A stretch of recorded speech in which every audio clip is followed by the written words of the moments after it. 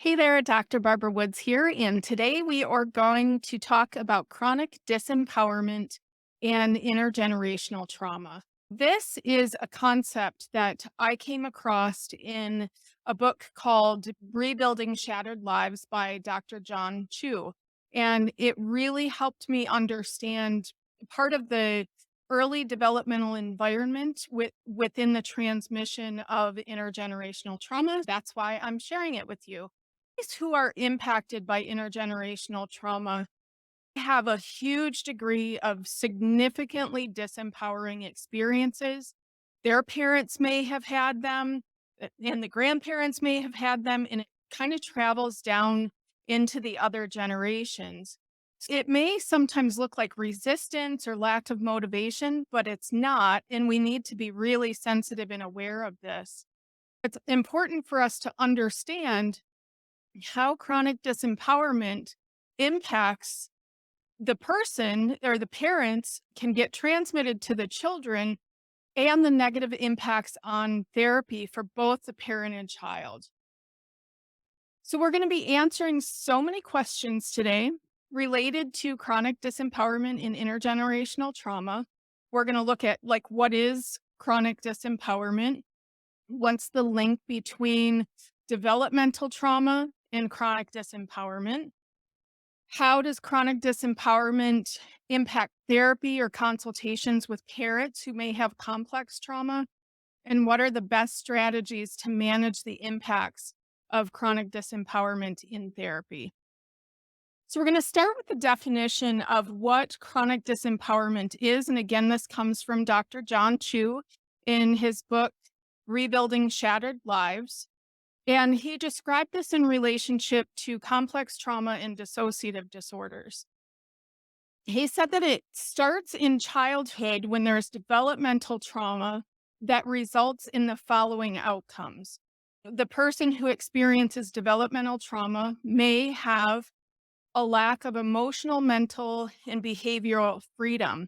So, this means that everything is pretty serious and there's not a lot of room for fun, making choices, having the freedom to be able to do things that you want to do. It's very serious. It's based on survival.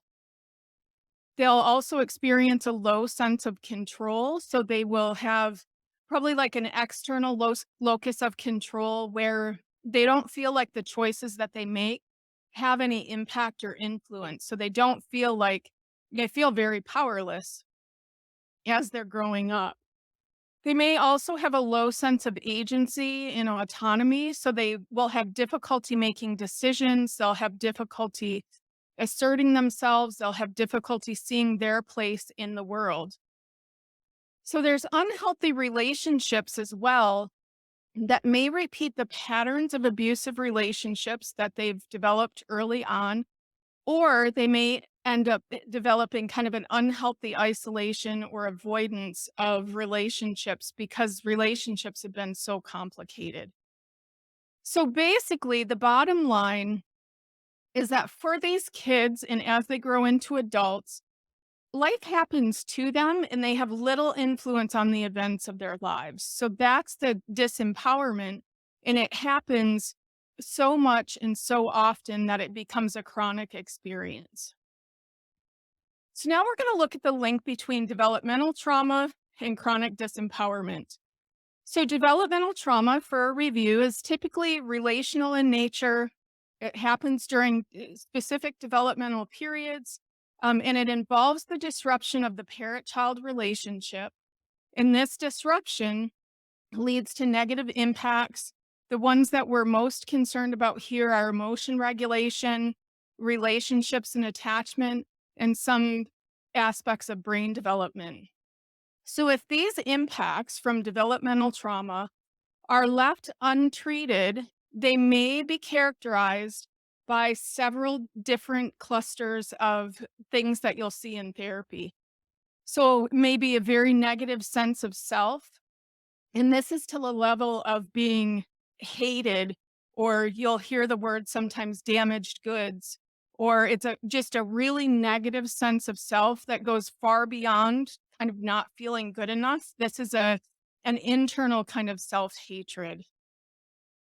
They'll have extreme difficulties with co regulation and engaging in relationships. They've had too many disruptions to their relationships that they haven't learned these skills and they're not able to co regulate. They may have, on the other hand, very intense requirements for others to self regulate them or to soothe them. So they may engulf other people. They may be very dependent on other people to help them regulate. They may have unhealthy or inflexible interaction with the environment or others. So they may engage in disruptive behavior. They may not make healthy choices as far as relationships, drug and alcohol use, and they can be very inflexible because of the sense of powerlessness. There's also extreme helplessness and powerlessness where they just feel like there is nothing they can do. And even if they try, it won't help anyway. So they are sometimes unable to take control in situations or believe that they would have an influence on any kind of outcomes. So Mohammed is here. Hello, it's great to see you. Glad you are here. You're a very consistent person on the live stream. So thank you very much. So now we're going to look at how does this chronic disempowerment impact therapy or consultations with parents who have complex trauma. There's really five main areas that the impacts can get us really kind of in difficult situations in therapy. The first one is the negative impacts on the therapy process itself. So you might find individuals with chronic disempowerment, they may drop out earlier. They may be very frustrated with therapy, with what you're asking them to do, practicing skills. They may be disengaged, so they may be kind of like a passive recipient to therapy. This is also where parents come with the demand to fix my kid because they feel very powerless and they don't have a lot of like confidence or self-efficacy in their ability to manage the child's behavior and develop a good relationship. They'll demand that the therapist fix the child because of this disempowerment that they experience. And this is so important because when we see this, when a parent brings a child in and says, you need to fix this kid, we need to really cue into disempowerment. And if we rush right in and do really well with that child, it can imbalance the parent child relationship because their relationship hasn't healed.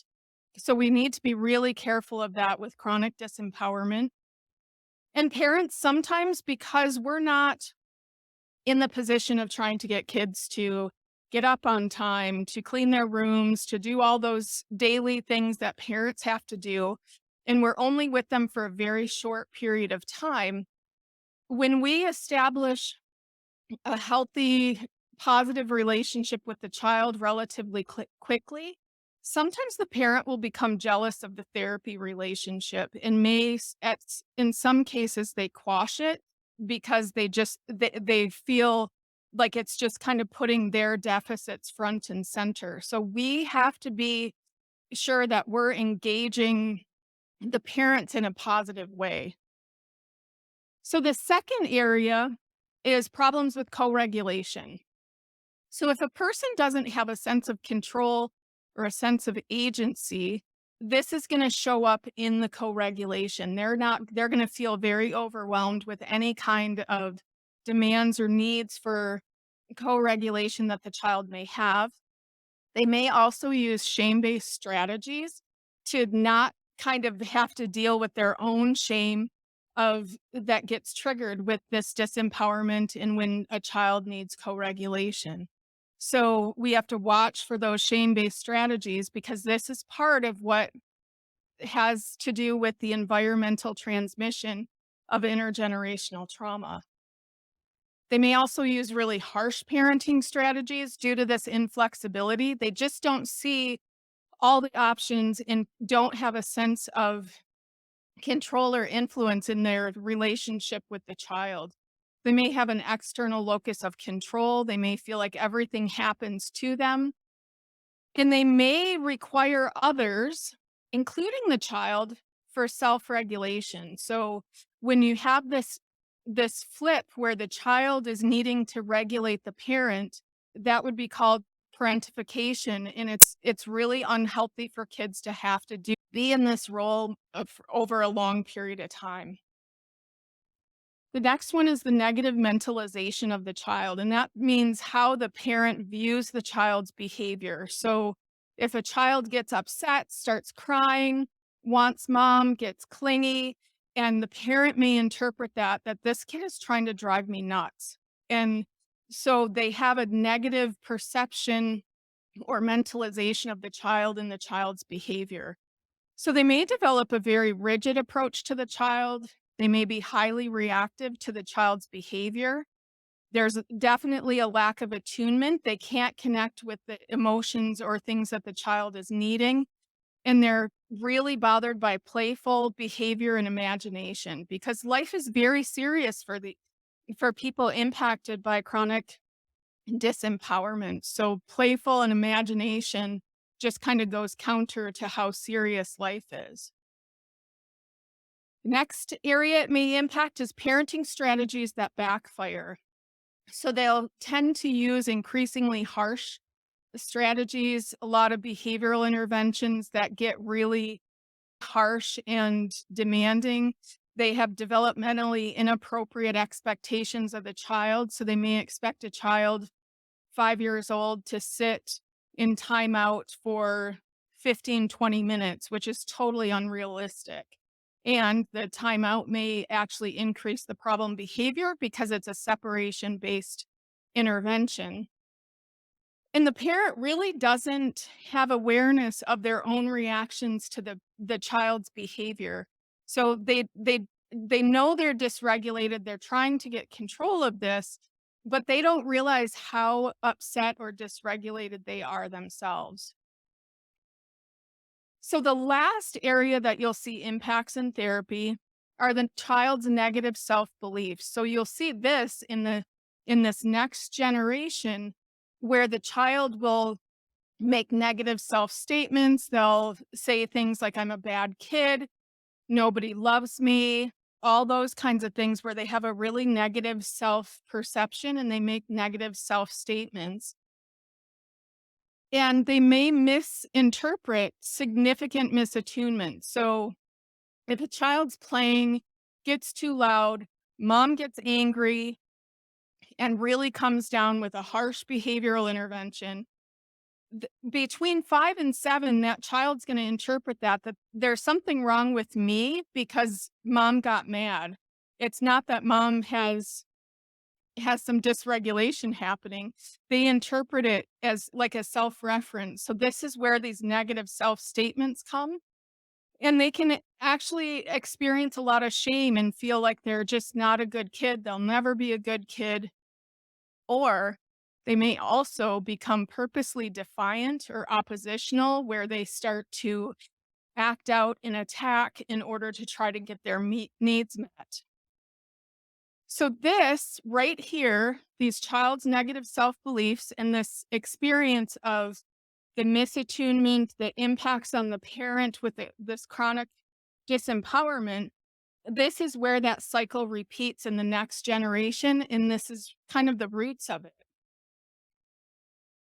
So, now we're going to look at the best strategies to manage the impacts of chronic disempowerment in therapy because it can really throw therapy off and it can have a really negative impact on the process, the outcome, really the relationship, everything. So, this is where right brain psychotherapy becomes really important because when we use right brain psychotherapy, it's an experience that's implicitly felt. So, it's a felt sense. It's not something that they can really describe or that you can kind of have check boxes and we've got this skill and that skill. It's the creation of an environment where the client feels very seen, heard, and understood, but they may not be able to describe it very well. We also need to look at our own awareness of a positivity bias. So a lot of times therapists want to be if they want to be future oriented and emphasize that healing can happen and it's really good if we can do this, which it is. However, when we expect a disempowered parent to shift into positive thinking, it only disempowers them. So if we tell them, "Oh, that's easy. We can get a hold of that behavior. We'll do some strategies for you to really get this going, and everything will be good." They're going to feel like they just aren't heard. Their level of impacts are just going to kind of create um, an impasse in the therapy itself. So this is where the concept of toxic positivity can come in when we have that really positive, future oriented possibilities, hopeful. It can feel very toxic to people who have chronic disempowerment. And you can later use positive psychology, find their strengths, but you have to establish a very firm therapeutic relationship. And they have to have greater self-efficacy and a sense of control in their own lives before you can use positive psychology concepts and interventions. Another strategy is to really attune to when the client becomes confused or if they misinterpret or misunderstand something, and any misattunements that kind of happen where you're not in sync with the client and there might be a little bit of a rupture. So it's really important to initiate repair when this happens to support that therapeutic relationship. So one of the recommendations that Dr. Chu had was to attend to both the content of therapy, so what the client is saying, what they're experiencing, and also the process. So, what's happening in the therapy relationship? Where do they shut down? Where do they get confused? Where are their misunderstandings? We also want to do frequent relationship check ins to identify, like, where, if there's a rupture, the client may not say that. They don't feel empowered enough to be able to say, when you said this, I did not like it. They'll just kind of shut down a little bit. So, it's really important to consistently look for potential ruptures and really initiate repair. So the rupture repair cycle actually helps the client experience that healthy relationship that's able to withstand conflict or tolerate stress or tension within the relationship without breaking down. So it gives them a more secure experience in a relationship. You also want to be aware of situations in which the parent is unable to identify what's wrong. They can't figure something out. It's just kind of just not in their awareness, or that it's confusing to them. And we really want to look for this in the therapy relationship and the relationship with their child, because this is kind of an indicator that that lack of a sense of agency, that external locus of control may be at play here. Another strategy is to be aware of difficulties that they may have receiving support and developing new understandings. These, with chronic disempowerment, the more experiences a person has had and the more disempowered they become, or more disempowering experiences they have, they can get really ingrained that nothing will help. They have difficulties receiving support, and new understandings and insight just are very, very difficult for them in the beginning of therapy and possibly throughout at different periods. We also want to identify consistent challenges to the therapist or therapy, which may be commonly recalled resistance. So I don't look at it as resistance. I frame it as this is resilience that is no longer useful. So resistance is resilience that's no longer useful. And we have to really be aware of this, because if we're pushing forward for change and hope, they may experience resistance, and they may start to resist those because we've kind of not seen and heard the disempowerment and haven't helped get them through that before using those positive type interventions or more hopeful interactions.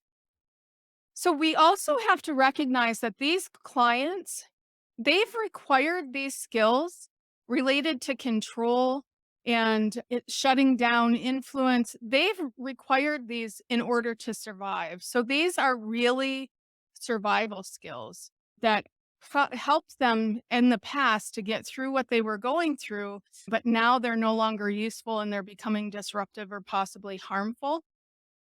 They also may experience what is called destructive entitlement. So that is a sense of, I've been hurt, life hasn't been good to me, and have the right to take it out on you. I can do whatever I want. I can yell and scream at you. I'm not going to be nice to your kids. I'm not going to be nice to your favorite student because I've been hurt and nobody's helped me.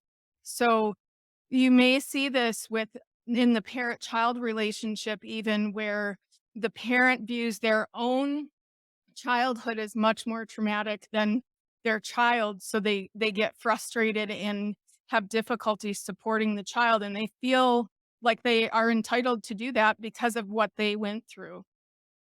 So with more severe cases of chronic disempowerment, it really requires huge amount of safety and stabilization before we start to process any trauma related experiences, because those trauma related experiences can be reinforcing to the disempowerment and the powerlessness. So we really want to be careful and help them have a period of safety and stabilization before we process those trauma related experiences. We also want to maintain clear therapy goals in session agendas. If you use kind of an agenda or kind of a structure for how sessions proceed, and we need to revisit these a lot. So we have to really be clear on how therapy works, the expectations for the therapist, expectations for the client, because they just don't have an understanding of it, and it helps them develop a sense of power and control if they have some start to have some influence in this one relationship.